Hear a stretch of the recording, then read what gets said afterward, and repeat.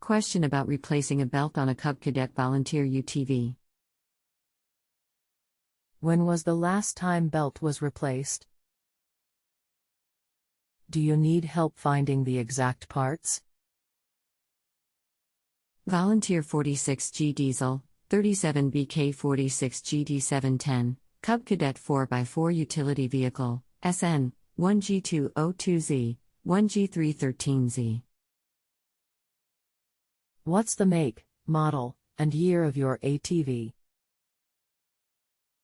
I need to know if you can direct me to an installation video. Is there anything else the ATV mechanic should know before I connect you? Rest assured that they'll be able to help you. No. https://www.youtube.com/watch v equals any ncg7v.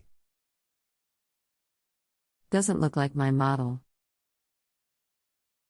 This wrong engine, but installation is very much the same. Get the clutch cover off, and usually you can work the belt over the pulley, without having to remove either pulley. Does it work like an old snowmobile belt, where you can put a wrench on it to release the tension?